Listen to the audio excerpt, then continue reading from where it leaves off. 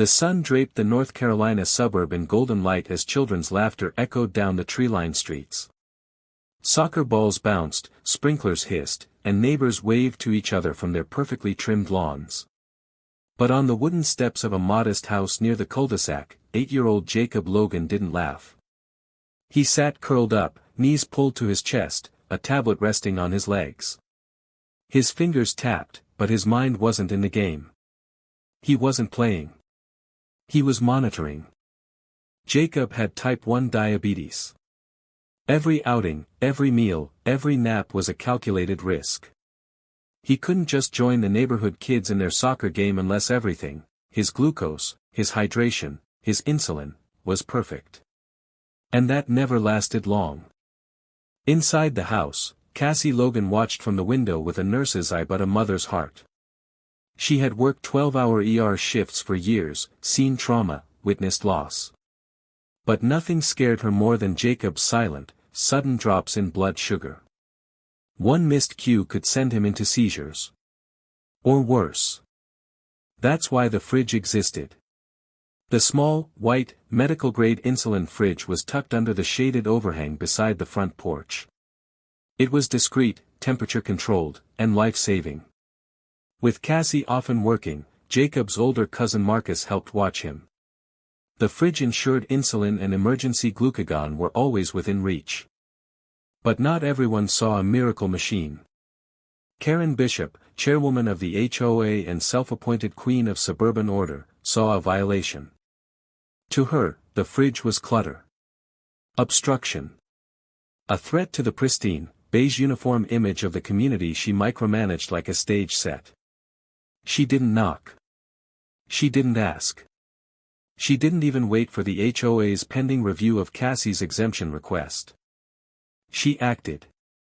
Cassie returned home one late afternoon, exhausted, only to feel an eerie hollowness as she stepped from her car. The porch looked different. The side wall, empty. She ran to the fridge's spot and froze. The door hung open. The contents were gone. No insulin pens. No ice packs. No glucagon kit. Just a damp stain and a gaping void. Inside, Jacob lay on the couch. Pale. Sweating. Breathing shallow. Marcus hovered nearby, terrified. He said he felt dizzy, then he just started fading, Marcus whispered. Cassie didn't hesitate. She called 911 with one hand, checked Jacob's pulse with the other.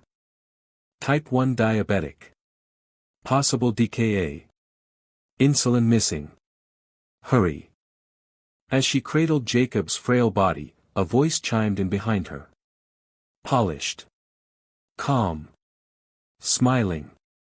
Karen. I went ahead and removed that thing, she said, gesturing toward the wall. It violated Section 4, Line 17 of the handbook. No unauthorized exterior appliances visible from the street. I'm sure you understand. Cassie looked up in disbelief. This is a community, Miss Logan, Karen continued. Rules are what keep us civilized. Before Cassie could respond, the ambulance arrived. 9 minutes. 9 minutes of terror. Jacob was rushed to the hospital, unconscious, blood sugar off the charts. The ER team fought to stabilize him. Tubes. IVs. Machines. Cassie stood helpless. Trained as a nurse. But nothing could prepare her for watching her own child slip into the void. When Jacob finally stabilized, the attending doctor told her the truth. 5 minutes later, and Jacob would have likely gone into cardiac arrest. Cassie sat at his bedside, tracing his tiny wrist as he slept. Pale. Hooked to machines. Alive. Barely. And in that still hospital room, something inside her broke, and hardened. Karen had nearly killed her son. Over aesthetics. This wasn't negligence. This was a crime. And Cassie wasn't about to let it be swept under a perfectly manicured rug. The next morning, Cassie didn't go home. She didn't stop to shower, to sleep, or to cry. Her hair was still pulled back from the night before. Her hospital badge still clipped to her collar. She drove straight to the police station. Her hands trembled, but her eyes were sharp, fixed with the resolve of a woman who had watched death hover over her child and wasn't going to let it come back for a second try. The officer behind the glass partition looked up as she approached. "I want to file a criminal report," she said, her voice low but unwavering. "Attempted murder." The man blinked. "I'm sorry, did you say?" "Attempted murder," Cassie repeated. "Karen Bishop destroyed my son's insulin. She knew it was medical. She ripped it out of its secured fridge and threw it away. And he nearly died." He opened a form, clearly unsure. "Ma'am, this sounds like a neighborhood dispute, maybe an HOA issue. We can look into it, but do neighborhood disputes send children to the ICU?" Her voice cut like a blade. The officer hesitated. Cassie leaned in, her eyes locked with his. She didn't ask. She didn't check. She didn't care. She acted with willful disregard for a child's life. That is not a misunderstanding. That is criminal negligence. That is endangerment. That is attempted murder. He finally nodded, slowly, and began typing. That afternoon, Karen Bishop opened her front door to a certified letter and a court summons. The charges listed were clear: willful destruction of life-preserving medical equipment resulting in endangerment of a minor. Her smile, once constant, flickered. The news spread through the community like wildfire. Some neighbors deleted their Facebook comments overnight. Posts that had mocked Cassie's fridge as clutter or called her an attention seeker vanished. Those who had once laughed quietly at Karen's cruelty now avoided eye contact when they passed the Logan house. But no one knocked on Cassie's door. No one brought casseroles or condolences. Silence had become the neighborhood's defense mechanism. Except one person broke it. Justin Moore, the neighbor across the street. A Vietnam vet who rarely spoke more than a polite wave. He showed up at the hospital room door holding his cap in both hands. "Cassie," he said quietly, stepping inside. "I need to tell you something." She looked up, wary. "I saw Karen that day. Gloves on. Hose in hand. She dumped the contents into the storm drain. Then rolled the fridge to the HOA truck. I thought maybe you told her to. I didn't think." Cassie said nothing at first. She just looked at him. He continued. "I should have stopped her. Should have said something. I was wrong. I'm sorry." Her voice, when it came, was calm. "Why didn't you say anything then?" He swallowed. "Because I didn't want to get involved." Cassie gave him a long, heavy look. "Jacob almost died because no one wanted to get involved." Justin nodded, shame in his eyes, and left. The following week, local media picked up the story. HOA chairwoman faces charges after removing child's life-saving insulin. Then came the online forums, the radio shows, the human interest segments. Parents across the country began sharing stories of their own battles with HOAs, fridges, ramps, oxygen tanks, medical dogs, all deemed eyesores. Hashtag Justice for Jacob began trending. And still, Karen smiled. At the emergency HOA meeting hastily organized in the clubhouse, she stood before rows of uneasy residents. "We must remember why this association exists," she said, voice smooth. "For order. For beauty. For standards. We cannot allow emotional responses to override our guidelines." But her voice faltered when she saw Cassie standing in the back. Arms crossed. Silent. Karen swallowed. "We cannot," she began again. "You cannot excuse cruelty with policy," someone muttered. The room shifted. Karen's control slipped, inch by inch. 2 days later, the courthouse overflowed. Cassie arrived in sneakers and a wrinkled cardigan. She didn't need to look perfect. She just needed to be there. Reporters flooded the steps. Cameras clicked. Protesters held signs. Medical need is not equal to aesthetic violation. A fridge saved a life. Karen's rules kill. Inside, the judge called for order. The prosecutor clicked a remote. Grainy footage played across the monitor. Karen.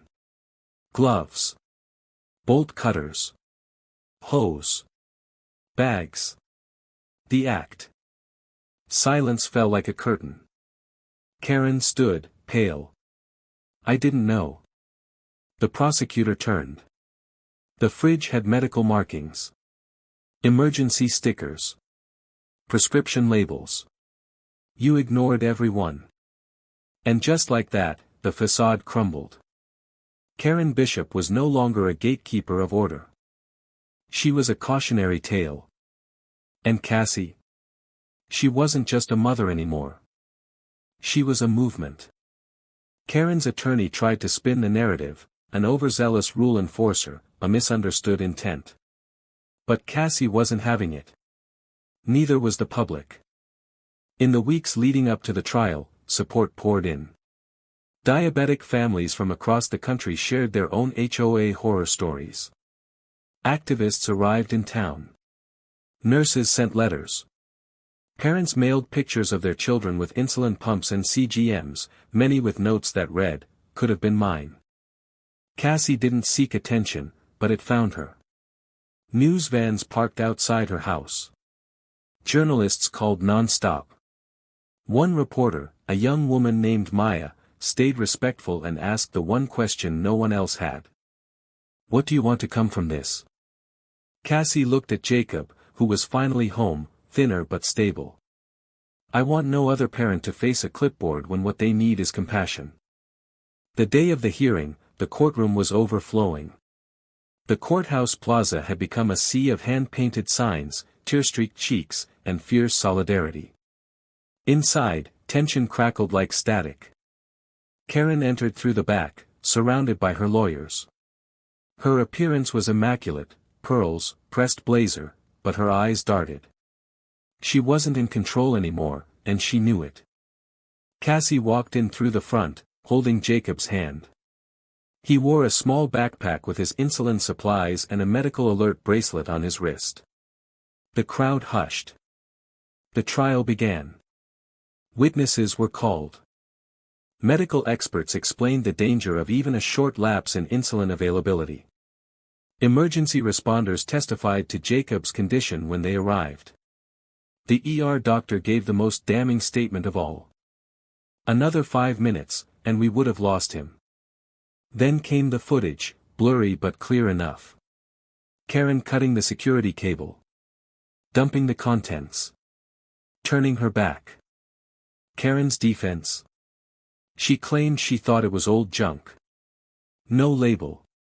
No clue. But the prosecution presented photos taken before the removal, labels visible, medical tags shining bright red. One even read, emergency medical use. Do not remove. The jury watched in silence. Then, Cassie took the stand. Her voice didn't shake. She told the story from the beginning, the daily struggle of keeping her son alive, the thought and planning behind every decision, the trust she placed in a small fridge to be there when she couldn't. And then how one person, with a clipboard and a God complex, had tried to erase it all for the sake of neighborhood beauty. She didn't just throw away insulin, Cassie said. She threw away my child's safety. My peace. Our right to exist safely. The room was still. The jury took only 6 hours to deliberate. Guilty. Karen Bishop was convicted of criminal negligence, reckless endangerment, and destruction of medical property. The attempted murder charge didn't stick, but the message had. The judge sentenced her to 3 years of probation, 1,000 hours of community service with children's hospitals, and barred her from serving on any HOA board again. Publicly, her reputation was shattered. Her resignation was printed on the front page of the local paper. But it wasn't just a trial. It was a reckoning. Jacob's story inspired legislative proposals. State senators introduced bills mandating HOA accommodations for medical necessities. A foundation, Jacob's Hope, was launched within the year, helping other families secure access to life-saving tools denied by bureaucracy. Cassie never asked to lead a movement. But she became the mother who did. And Jacob? He played outside again. Not in fear. In freedom. The weeks after the verdict felt strangely quiet. Cassie kept expecting another knock, another summons, another cold smile from a neighbor pretending everything was fine. But instead, the community shifted in a quieter, more permanent way. People began to wave again, but this time, they crossed the street to do it. Some brought flowers. Others brought their own stories. A woman named Helen showed Cassie the inhaler fridge she hid in her garage for her daughter with cystic fibrosis. A man named Ray admitted his teenage son had a portable defibrillator the HOA had once nearly banned. Their stories poured out like water through a crack in a dam. Cassie listened. And then she acted. With help from a small team of nurses, teachers, and advocates, she formed a nonprofit, Jacob's Hope. Its mission was simple: help families like hers navigate systems that saw their medical realities as inconvenient. The foundation raised money for medical refrigeration, backup insulin kits, and emergency storage devices. It lobbied for HOA policy reform. It published guides, offered legal referrals, and connected parents across the country. In its first year, Jacob's Hope helped over 400 families. By year 2, that number had tripled. Cassie worked late into the night from her kitchen table, Jacob curled up nearby with a blanket and a comic book. Her laptop buzzed with donation receipts and grant applications. Her email overflowed with stories, some heartbreaking, some victorious. She answered every one. Meanwhile, Jacob grew stronger. He learned how to check his own sugar levels, how to advocate for himself. He wore his medical ID necklace with pride. His laugh returned, loud and unfiltered, bouncing off the same porch where it had once gone silent. One day, as he kicked a soccer ball across the front yard, he paused beside the spot where the fridge had once stood. A new sign now hung beneath the window. Hand-carved, sealed against the rain, it read: "Here lives a mother who refused to let her son be sacrificed for silence." No one dared take it down. And across the country, HOAs took notice. Policies changed. New clauses were written into handbooks, words like medical exemption and reasonable accommodation added in careful, lawyer-approved print. Not because a law had passed. Because a precedent had. Cassie didn't go looking for this fight. But she ended it. And started something better. Jacob's Hope wasn't just a foundation. It was a promise. That no child's life would ever be put second to a neighborhood's image again.